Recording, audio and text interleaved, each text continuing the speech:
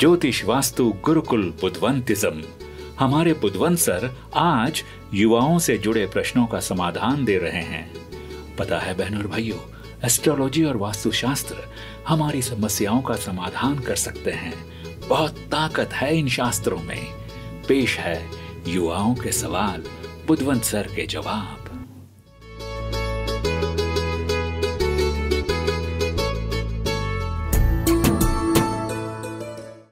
नमस्ते, welcome to बुधवंतिज्म। आज हमारे साथ है बुधवंतिज्म के प्रमुख संजय बुधवंत सर और मैं और नंदिनी युवा प्रतिनिधि की ओर से संजय सर को कुछ सवाल पूछना चाहते हैं। तो सर शुरू करें। नमस्कार, welcome Nandini madam and Manali madam. नमस्ते सर।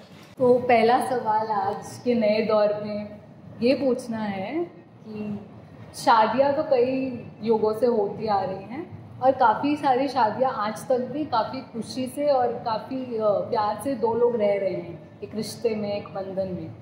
पर आजकल युवा लिव इन रिलेशनशिप की ओर बढ़ रहे हैं, जो कि बिना शादी के दो लोग प्रेम में साथ में रह रहे हैं। पर काफ़ी सारी लिव इन रिलेशनशिप शादियों की तरह तो नहीं चल रही हैं, पर काफ़ी सारी शादी के जैसे और शादी से बढ़कर भी इश्यूज आ रहे हैं दो लोगों के बीच। तो आप उसकी ओर कुछ गाइडेंस दें।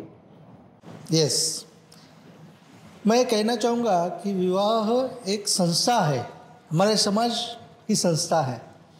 आदिम ज़माने में क्या होता था कि जब लोग ऐसे ही खुले आसमान के नीचे रह रहे थे, तभी वो कोई वास्तु या कोई घर ऐसा बांध कर नहीं रहते थे। कहीं नदी के किनारे, तालाब के किनारे, जंगलों में दर दर भटकते और रहते थे।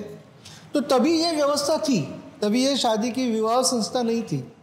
लेकिन जैसे ही उन्होंने एक वास्तु बांधी, फिर लोग साथ मिलकर रहने लगे, फिर उसका एक समाज हो गया। और समाज होने के बाद में तो उन्हें विवाह संस्था का निर्माण करना पड़ा कि उस समाज की व्यवस्था के लिए, क्योंकि जो रिश्ते हैं, जो प्रेम है, वो आपपर भाव है। नहीं तो उनमें फिर झगड़े होते रहते थे पहले, क्योंकि कोई रिश्ता ही नहीं था, कोई भी किसके साथ कोई रिश्ता नहीं, कुछ नहीं, इधर उधर भटकते रहते थे। लेकिन जब इन रिश्तों को नाम दिया गया, तब फिर क्या हो गया कि समाज में शांतता निर्माण हो गई। तो मेरा कहने का मतलब, मैं आज इस विषय पर कुछ भी जजमेंटल नहीं होना चाहता हूँ, लेकिन मैं कहना चाहता हूँ कि लिव इन रिलेशनशिप में आज जो हो रहा है, क्या वो हमारी भारतीय संस्कृति में बैठता है?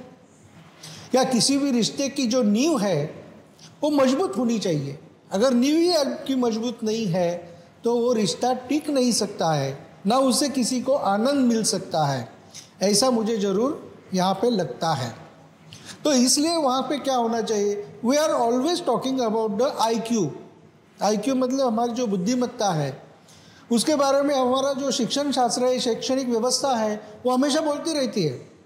लेकिन हमारे सामाजिक क्वेश्चन के बारे में, हमारे इमोशनल मानसिक बुद्धिमत्ता के बारे में कोई भी बात नहीं करता, जो कि बहुत आवश्यक है। एक समाजशीलता हमारे में आना आवश्यक है, एक भावनाशीलता जो प्रेम की भावना है। तो प्रेम मतलब हर रिश्ते में प्रेम होता है।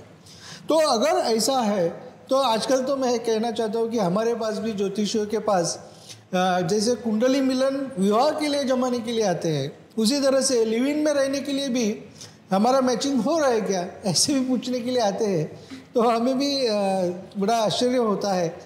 लेकिन हमारा काम है किसी को भी गाइडेंस देना, तो हम उनको भी मार्गदर्शन देते हैं।